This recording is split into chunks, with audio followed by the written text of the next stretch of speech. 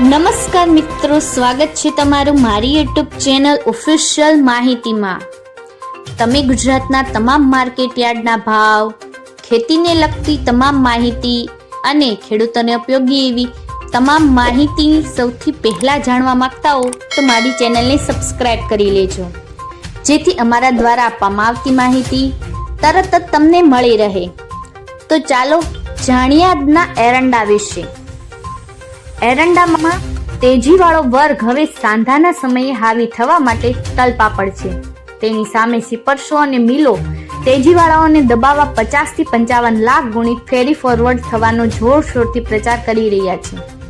મિત્રો, મિલો અને સિપરસોને ખબર છે કે 31મી માર્ચ સુધી ધાર્યા એરંડા મળવા મુશ્કેલ છે અને તમામ સિપર્સને પાડી દેવા મે મહિના સુધીનું નીચામાં વેચીને બેઠા છે। હવે જોશ એરંડાની આવકમાં અણધાર્યો ખાંચો પડે અને મિલો સિપરસો અંધારામાં ઝડપાઈ ન જાય તે માટે અત્યારથી વોલ્યુમ વગરના વાયદાઓમાં ઊંધા બદલા કરીને માલ પડાવવાને પેરવી કરી રહ્યા છે। એક વાત નક્કી છે કે શોર્ટેજ ન પડે તો પણ એરંડા કઢાવવા માટે ₹5 થી ₹10નો નિયમિત વધારો નહીં થાય તો મિલો સિપરસોને તારીખ 31મી માર્ચ સુધી પૂરતા એરંડા મળવાના નથી। મિત્રો, એરંડાની આવક હવે નિયમિત વધવા લાગી છે। ઉત્તર ગુજરાત અને સૌરાષ્ટ્ર કચ્છમાં 2 દિવસની ઠંડી ઓછી થતા એરંડાની આવક પણ હવે ઝડપથી વધવા તેવી ધારણા છે। મિત્રો, શનિવારે એરંડાની આવક અને કામકાજ 25,000 ગુણીના રહ્યા હતા, જેમાં બનાસકાંઠા, પાટણ અને મહેસાણામાં વેપાર 15,000 ગુણી, કચ્છમાં 4500 બોરી, માંડળ અને પાટડી હળવદ સૌરાષ્ટ્રમાં 1500 બોરી, સાબરકાંઠા, અરવલ્લી સાઉથ ગુજરાતમાં 1000 બોરી, રાજસ્થાનની 2000 ગુણી અને સીધા મિલોની 1000 બોરીના કામકાજ હતા। એરંડા આવક નિયમિત વધવા લાગી હોય અને શનિવારે પીઠા એવરેજ ₹1250 થી ₹1300 ટકેલા હતા।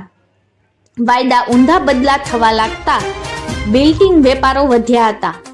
પાટણમાં બિલ્ટિંગના વેપાર ₹1280 થી ₹1285 અને રાજસ્થાનમાં દેશી લોકલ એરંડાના બિલ્ટીના વેપાર ₹1265ના ભાવે થયા હતા। જગાણાના ભાવ સવારે ₹1300 ખુલ્યા બાદ સાંજે યથાવત ₹1300 જ રહ્યા હતા। એનકેના ભાવ સવારે ₹1318 ખુલ્યા બાદ સાંજે વધીને ₹1320 બોલાતા હતા। ગાંધીધામના સિપરસોના ભાવ સવારે ₹1285 થી ₹1295 બાદ સાંજે યથાવત ₹1285 થી ₹1295 બોલાતા હતા।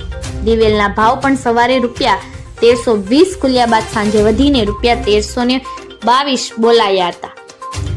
મિત્રો, આવી જ વધુ માહિતી મેળવતી રહેવા માટે મારી ચેનલ સાથે જોડાયેલા રહેજો।